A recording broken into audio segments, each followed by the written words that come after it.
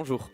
Aujourd'hui, nous nous retrouvons pour voir comment peut-on nourrir l'humanité tout en restant respectueux de l'environnement et du consommateur. Tout d'abord, il faut savoir que la nourriture que nous consommons provient des agriculteurs qui nous fournissent. Il existe donc deux types d'agriculteurs. Les agriculteurs végétaux qui vont produire les céréales et les plantes nécessaires à notre vie, mais il y a aussi les éleveurs qui produisent toute la viande. On s'intéresse d'abord aux agriculteurs végétaux, car c'est eux qui permettent aux éleveurs de nourrir leurs bêtes. En temps normal, les champs non cultivés sont des écosystèmes à part entière.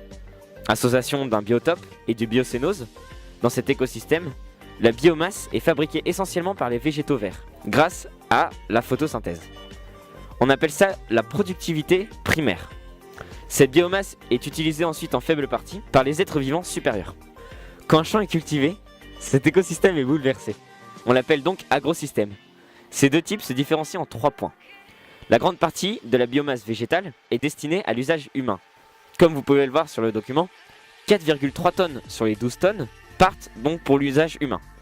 Ensuite, la matière recyclée par l'environnement est très réduite. Ici, en temps normal, 10 tonnes sur les 12 tonnes reviennent aux décomposeurs. Dans le cas d'une culture, seulement 4,3 tonnes sont laissées aux décomposeurs qui ont pour but de créer des sels minéraux. Et les cultures nécessitent l'utilisation d'intrants, des produits chimiques. Effectivement, comme l'a dit Edouard, les cultures ont de grands besoins en engrais et en produits phytosanitaires.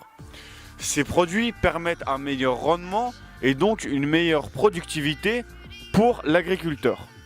Les engrais, eux, permettent l'ajout de sels minéraux qui sont importants pour la croissance et s'il y a une carence, il existe 3 sels minéraux importants qui sont l'azote, qui est le plus important des 3, le phosphore et le potassium.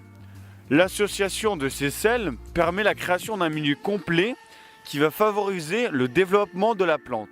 Les produits phytosanitaires, eux, permettent de prévenir de la présence de ravageurs comme par exemple l'adventice qui sont des mauvaises herbes. Pour cela, on utilisera ce qu'on appelle des herbicides. Si les ravageurs sont des champignons, nous utiliserons des fongicides. Et si les ravageurs sont des insectes, nous utiliserons des insecticides.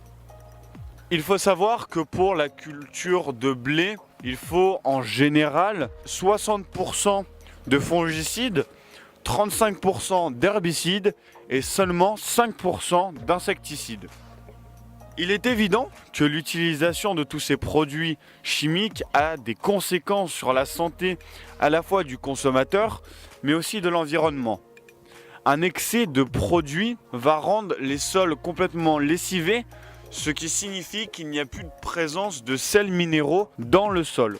Si on ajoute à cela de fortes précipitations, les ions vont être entraînés dans les cours d'eau et les nappes phréatiques qui sont à proximité des cultures, ce qui va donc polluer l'environnement et avoir pour conséquence, dans les cas extrêmes, une absence d'eau potable pour certaines régions de France certains jours. Les produits chimiques que nous mettons sur les cultures peuvent aussi être retrouvés dans les aliments que nous mangeons. Cela peut donc créer certaines maladies comme la méthémoglobinémie, qui est un excès de nitrate dans le corps et qui, avec l'aide d'enzymes, va créer des nitrates qui, par association avec une protéine nommée l'hémoglobine, va créer la méthémoglobine qui va perturber le transport de dioxygène dans le sang.